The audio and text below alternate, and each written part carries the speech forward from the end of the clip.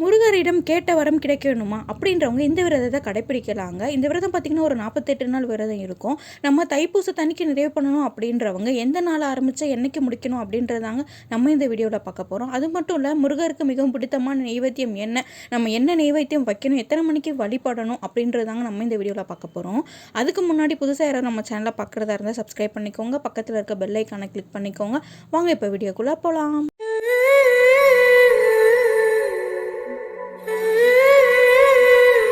அனைத்து தெய்வங்களுக்கும் ஒன்றான வடிவம் தாங்க முருகப்பெருமான். நம்மளுக்கு எந்த பிரச்சனையாக இருந்தாலும் சரி, எந்த கஷ்டமாக இருந்தாலும் சரி, கந்த கடவுளை நம்பி வழிபட்டா வந்த வினையும் இனி வருகின்ற கொடிய வினைகளும் இருந்திடம் தெரியாமல் ஓடி போயிடும் அப்படின்னு அருணகிரிநாதர் திருப்புகளில் சொல்லியிருக்காரு. நம்மளுக்கு எந்த கஷ்டமாக இருந்தாலும் சரி, திருமணம் நடக்கணுமா, நோய் குறையணுமா, குழந்தை பாக்கியம் கிடைக்கணுமா, பகை கடன் வேலை என வாழ்க்கையில் எந்த விதமான பிரச்சனையாக இருந்தாலும் சரி, நம்ம கந்த கடவுள்கிட்ட ஒப்படைச்சோம் அப்படின்னா அவர் நம்மளுக்கு உடனே நடத்தி கொடுப்பாருங்க. அகப்பன் சுவாமி அப்படின்னு பெயர் பெற்ற முருகப்பெருமான் நமக்கு தந்தை தாயாகவும் இருந்து காப்பார் என்பது பக்தர்களோட நம்பிக்கை. நம்பினார் கெடுவதில்லை அப்படின்னு சொல்லுவாங்க. அதுபோல முருகப்பெருமான் மீது நம்ம நம்பிக்கை வச்சு சில குறிப்பிட்ட விதிமுறைகளை பின்பற்றி விரதம் இருந்து வழிபட்டா நம்ம என்ன வர வேணும் என்று கேட்டாலும் முருகன் நிச்சயமா நமக்கு தருவார் அப்படின்றது நம்ம பக்தர்களோட உறுதியான நம்பிக்கையாவே இருக்குங்க. ஆனா இந்த விரதத்தை பார்த்தீங்கன்னா எல்லாரையாலையுமே தொடர்ந்து செய்ய முடியாது. ஏன் அப்படின்னு கேட்டீங்கன்னா, நம்ம முருகப்பெருமானோட அருளுக்கு நம்ம தகுதியானவர் அப்படின்னு முருகப்பெருமான் நம்மளுக்கு பலவிதமான பரிசோதனைகளை வைப்பார். அந்த பரிசோதனைகளிலிருந்து யார் ஒருத்தர் வெல்வாரோ அவருக்கு மட்டும்தான் முருகப்பெருமானோட முழு பலனையும் நம்மளால பெற முடியும். நம்ம நம்பிக்கை இந்த விரதம் எங்களால் இருக்க முடியும்னு சொல்லி நீங்கள் ஆரம்பிச்சிங்க அப்படின்னா கண்டிப்பாக அந்த முருகனோட அருள் உங்களுக்கு கிடைக்குங்க. நம்ம முருகப்பெருமானுக்கு 3 விதமான விரதங்கள் இருப்போங்க. அது வழக்கம். சஷ்டி திதியில் விரதம் இருப்பது திதி விரதம் என்ன அப்படின்னு சொல்லுவாங்க. விசாகம், கிருத்திகை, பூரம் நட்சத்திரங்களில் இருப்பதை நட்சத்திர விரதம் அப்படின்னு சொல்லுவாங்க. செவ்வாய்க்கிழமை தோறும் விரதம் இருப்பதை கிழமை விரதம் அப்படின்னு சொல்லுவாங்க. வளர்பிறை தேய்பிறை என மாதத்திற்கு 2 சஷ்டி திதிகள் வரும். இவற்றில் பிரச்சனைகள் தீர வேண்டும் என்றோ நோய் தீரணும் அப்படின்றவங்க தேய்பிறை சஷ்டியில் விரதம் இருப்பது, வாழ்க்கையில் முன்னேற்றம் வேண்டும், திருமணம் நடக்கணும், குழந்தை பாக்கியம் கிடைக்கணும் அப்படின்றவங்க வளர்பிறை சஷ்டியில் விரதம் இருக்கலாம். முருகனுக்கு இருக்கப்படும் மிக நீண்டமான விரதம் என்பது நம்ம ஐப்பசி மாதத்தில் வரக்கூடிய கந்த சஷ்டி விரதம். இது 7 நாட்கள் கடைபிடிக்க வேண்டிய விரதம். இதில் பார்த்திங்கன்னா நம்மளுக்கு நிறைய விதிமுறைகள் இருக்குது. யாருமே 7 நாள் வரைக்கும் சாப்பிடாம இருப்பாங்க, ஒருவேளை மட்டும் சாப்பிட்டு இருப்பாங்க. இந்த மாதிரி முருகப்பெருமானுக்கு கந்த சஷ்டியில் நம்ம பலவிதமான விரத முறைகள் இருக்குது. கேட்ட வரங்கள் தரும் விரதம் தாங்க இது. இது தவிர முருகனிடம் கேட்ட வரம் கிடைக்கணும் என்கிறவங்க இருக்கும் விரதத்தில் ஒன்று தாங்க இது. என்னால் ஆன அத்தனை முயற்சிகளும் எடுத்துட்டேன், எவ்வளவோ போராடிட்டேன், இனி என்ன செய்வதென்றே தெரியலை, நான் நினைக்கிறது அல்லது வேண்டும் விஷயத்தை எனக்கு நடத்தி கொடு முருகா என முருகனோட பாதங்களை கெட்டியமாக பிடிச்சிக்கோங்க. வைராக்கியமாக இந்த விரதத்தை இருந்தால் முருகன் நிச்சயம் நம் வேண்டும் வரத்தை கண்டிப்பாக நம்மளுக்கு கொடுப்பாரு என்பது பக்தர்களின் நம்பிக்கைங்க. இந்த விரதம் இருப்பதற்கு பலவிதமான சோதனைகள் வரும். இருந்தாலும் அவற்றையெல்லாம் கடந்து தாங்க நம்ம இந்த விரதத்தை இருக்க வேணும்.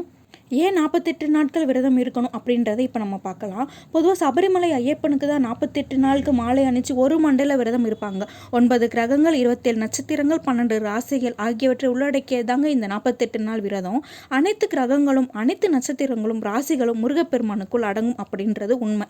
ஆன்மீக ரீதியாக மட்டும் இல்லைங்க, அறிவியல் ரீதியாகவும் 48 நாட்கள் விரதம் இருப்பது மிகப்பெரிய பலன்களை நம்மளுக்கு தரும் அப்படின்னு சொல்லப்பட்டிருக்கு. எந்த ஒரு விஷயத்தை தொடர்ந்து 48 நாள் நம்ம விடாமல் செய்து வந்தால் நம்முடைய உடலும் மனமும் அதற்கு பழகிடும் அப்படின்னு சொல்லுவாங்க. இதனால் உடல் மற்றும் மன ஆரோக்கியம் பெற்று வாழ்க்கை சீராகும் என்று சொல்லப்பட்டிருக்கு. முருகப்பெருமானுக்கு 48 நாள்கள் எப்படி விரதம் இருக்கணும் அப்படின்றத இப்போ நம்ம பார்க்கலாம். இப்போ நம்ம முருகப்பெருமானுக்கு 48 நாள் விரதம் ஆரம்பிக்கணும், இதை நம்ம தைப்பூசத்துக்கு முடிக்கணும் அப்படின்றதுனால நம்ம டிசம்பர் 25 புதன்கிழமை அன்னைக்கு நம்ம இந்த விரதத்தை ஆரம்பித்து பிப்ரவரி 11 செவ்வாய்க்கிழமை நம்மளுக்கு தைப்பூசம் வருது. அன்னைக்கு வரைக்கும் நம்ம விரதம் இருந்தோம் அப்படின்னா கரெக்டாக நம்மளுக்கு 48 நாட்கள் வரும். அதனால நீங்கள் வருகின்ற புதன்கிழமை அன்னைக்கு 25 கிறிஸ்மஸ் அன்னைக்கு நீங்கள் அந்த விரதத்தை ஆரம்பிச்சிங்க அப்படின்னா நம்மளுக்கு இது கரெக்டாக இருக்குங்க. இந்த விரதத்தை எப்படி ஆரம்பிக்கணும் அப்படின்றத இப்போ நம்ம பார்க்கலாம். பொதுவாக பார்த்தீங்கன்னா இந்த 48 நாள் விரதத்தை முருகப்பெருமானுக்கு உகந்த தினங்களான செவ்வாய்க்கிழமை, வியாழக்கிழமை நம்ம ஆரம்பிக்கலாங்க. அப்படி இல்லைன்னா சஷ்டி திதி, கிருத்திகையில் இந்த மாதிரி நம்ம ஆரம்பிக்கலாம். இப்போ நம்ம தைப்பூசத்துக்காக விரதம் இருக்கிறதுனால தான் நம்ம இந்த 25 ஆரம்பிச்சிருக்கோம் புதன்கிழமை அன்னைக்கு. இது நீங்கள் காலையிலேயே நீங்கள் இந்த விரதத்தை ஆரம்பிச்சிடணுங்க. இப்போ நம்ம 48 நாள் வர்றோம் அப்படின்றதுக்காக தான் நம்ம இந்த நாளில் வந்து நம்ம விரதத்தை ஆரம்பிக்கிறோம். அதனால் கண்டிப்பாக நீங்கள் இந்த நாளில் நீங்கள் இந்த விரதத்தை ஆரம்பிக்கலாங்க. விரதத்தோட முதல் நாள் கடைப்பிடிக்க வேண்டியது அப்போ என்னன்னு பார்த்தீங்கன்னா, விரதம் தொடங்கும் நாளில் உங்கள் வீட்டு பக்கத்தில் ஏதாவது ஒரு முருகன் கோவில் இருந்தால் நீங்கள் காலையில் எந்திரிச்சு குளிச்சுட்டு நீங்கள் முருகன் கோயிலுக்கு போங்க. அங்கே போயிட்டு உங்களுக்கு என்ன வேண்டுதல் இருக்கோ, எதற்காக நீங்கள் இந்த 48 நாள் விரதம் இருக்கீங்களோ, உங்களுக்கு என்ன வேணுமோ, என்ன வேண்டுதலாக இருந்தாலும் சரி, அந்த முருகரோட பாதத்தை நீ எட்டியமாக பிடிச்சிக்கிட்டு அவர்கிட்ட உங்கள் வேண்டுதல் எல்லாத்தையுமே, உங்கள் குறைகள் எல்லாத்தையுமே, கஷ்டங்கள் எல்லாத்தையுமே நீங்கள் அவர்கிட்ட சொல்லுங்க. அவர்கிட்ட சொன்னதுக்கு அப்புறமா நீங்கள் வந்து 2 நெய் தீபம் ஏற்றணும். சுத்தமான பசு நெய் தாங்க நம்ம ஏற்றணும். அதில் பஞ்சுத்திரி போட்டு நீங்கள் 2 நெய் தீபம் ஏற்றி நீங்கள் முருகப்பெருமானை வழிபட்டீங்க அப்படின்னா கண்டிப்பாக நீங்கள் நினச்ச காரியம் நடக்குங்க. நீங்கள் முதல் நாள் மட்டும் முருகர் கோவிலுக்கு போகலாம், இல்லை எங்களால் 48 நாள் முடியும் அப்படின்னு சொன்னாலும் நீங்கள் போகலாங்க. கோவிலுக்கு போக முடியாதவங்க என்ன பண்ணணும் அப்படின்னா, நம்ம வீட்டில் இருந்தே முருகரை வழிபடலாங்க. உங்கள் வீட்டில் வந்து முருகரோட படமோ சிலையோ எது இருந்தாலும் சரி, அதை நல்லா சுத்தம் பண்ணிக்கோங்க. வேல் இருந்தாலும் பரவாயில்ல, வேலுக்கு வந்து நீங்கள் அபிஷேகம் பண்ணிக்கோங்க. ஒரு 3 பொருள், தண்ணீர், பால், பன்னீர், இது 3 நீங்கள் வந்து வேலுக்கு அபிஷேகம் பண்ணி வச்சுக்கலாங்க. வச்சதுக்கு அப்புறமா அவருக்கு பிடிச்ச செவ்வரளி பூவை நீங்கள் சாத்தினீங்கன்னா அது ரொம்பவே சிறந்தது. அப்படி இல்லை அப்படின்னா உங்ககிட்ட என்ன பூ இருக்கோ அந்த மலர்களால் நீங்கள் வந்து அவர் அலங்காரம் பண்ணிக்கோங்க. தீபதூப ஆராதனை எல்லாமே காட்டுங்க. எல்லாமே நீங்கள் காட்டிட்டு உங்கள் மனதார நீங்கள் அவரை வந்து வேண்டிக்கோங்க. உங்களுக்கு எதற்காக நீங்கள் இந்த விரதம் இருக்கீங்களோ அதை நீங்கள் அவர்கிட்ட சொல்லுங்கள். கண்டிப்பாக அந்த கந்த கடவுள் நீங்கள் நினச்சதை விட, நீங்கள் கேட்டதை விட அதிகமாகவே உங்களுக்கு கொடுப்பாரு. நீங்கள் இந்த விரதத்தை காலையிலேயே ஆரம்பிக்கலாங்க. இந்த வேலையில் பார்த்தீங்கன்னா நீங்கள் காலையிலையும் சரி மாலையிலையும் சரி 2 தடையுமே நம்ம விளக்கேற்றணும். நம்ம வீட்டில் ஏற்றும் போது பார்த்தீங்கன்னா ஒரு அகல் விளக்கு மட்டும் ஏற்றலாம். அதில் பசுனை ஊற்றி பஞ்சத்திரி போட்டு மட்டும்தாங்க நம்ம ஏற்றணும். கண்டிப்பாக நீங்கள் இந்த 48 நாளுமே வீட்டில் காலையிலையும் சரி மாலையும் சரி 2 வேளையும் நீங்கள் நெய் தீபம் ஏற்றணும். ஒரு விளக்கு ஏற்றினா போதுமானது. இதில் பார்த்தீங்கன்னா இப்போ நம்ம முருகருக்கு பிடித்த நெய்வேத்தியம் வைக்கணுங்க. முருகப்பெருமானுக்கு பிடிச்ச நெய்வேத்தியம் அப்படின்னு என்னன்னு கேட்டிங்கன்னா தினைமாவும் தேனும் தான். நீங்கள் தினைமாவும் தேனும் கொஞ்சம் நெய் ஊற்றி கலந்து அதை பிரசாதமாக வைக்கலாங்க. அப்படி இல்லை அப்படின்னா நீங்கள் வந்து பாலில் தேன் கலந்து, நாட்டு சக்கரை கலந்து, இதை கலந்துமே நீங்கள் வைக்கலாங்க. தினமும் ஒன்று வைக்கணும் அப்படின்னு அவசியம். நம்மக்கிட்ட என்ன இருக்கோ அதை வச்சா போதும். பழங்கள் ஏதாவது ஒரு பழம் வைக்கலாம். ஆனால் முக்கியமாக பார்த்தீங்கன்னா தினைமாவும் தேனும் வந்தால் அவருக்கு ரொம்பவே பிடிக்கும். அதனால் நான் சொன்ன இந்த தினைமாவும் தேனும் அதுக்கப்புறம் பாலும் தேனும் இது கலந்து நீங்கள் வச்சிங்க அப்படின்னா கண்டிப்பாக அந்த முருகப்பெருமான் வந்து நம்ம நெய்வேத்தியம் எடுத்து பாருங்கள். ஏன்னா அது வந்து இவருக்கு ரொம்பவே பிடிச்சமானது. இந்த விரத நாட்களில் பார்த்தீங்கன்னா நம்ம முருகப்பெருமானோட பதிகங்கள் ஏதாவது படிக்கலாங்க. உங்களுக்கு தெரிஞ்சது கந்தசஷ்டி கவசம் படிக்கலாம். நம்மளுக்கு வீடு நிலம் வாங்கணும் அப்படின்றவங்க பார்த்தீங்கன்னா அண்டர்பதி குடியேறு அப்படின்ற ஒரு 10 லைன் வரி ஒன்று இருக்குங்க. அது நம்ம வந்து காலையிலையும் மாலையிலையுமே சொல்லலாம். இப்போ நம்ம யூடியூப்பில் போட்டாலே அது நம்மளுக்கு வரும். கண்டிப்பாக அதை நீங்கள் செய்யுங்க. அப்புறம் திருப்புகள் படிக்கலாம். உங்களுக்கு என்ன முருகரோடது தெரியுமோ அது எதுவாக இருந்தாலும் நீங்கள் படிக்கலாங்க.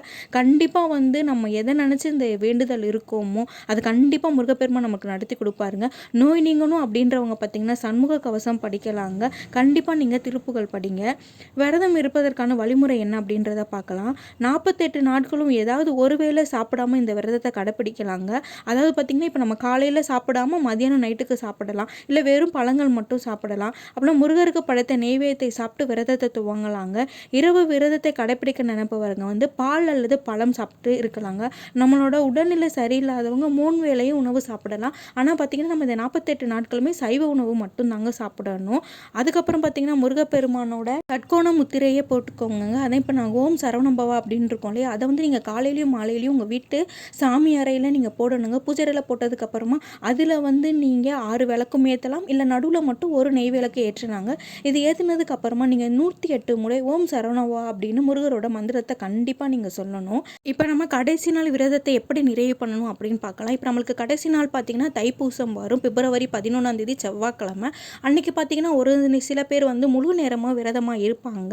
அன்னைக்கு நீங்கள் முழு நேர விரதம் இருந்தாலும் பரவாயில்ல, நீங்கள் முருகப்பெருமானோட கோயிலுக்கு போயிட்டு உங்களோட விரதத்தை நிறைவு பண்ணலாங்க. இல்லை கோவிலுக்கு போக முடியல அப்படின்றவங்க வீட்டிலேயே நம்ம முருகப்பெருமானோட விரதத்தை கடைசி நாளில் நிறைவு பண்ணலாம். அன்றைக்கி நிறைவு பண்ணுற அன்னைக்கு நீங்கள் பார்த்தீங்கன்னா முருகருக்கு கண்டிப்பாக நம்ம நெய்வேத்தியம் வைக்கணும். சக்கரை பொங்கல் நெய்வேத்தியம் வச்சோன்னா அது ரொம்பவே சிறப்பானதுங்க.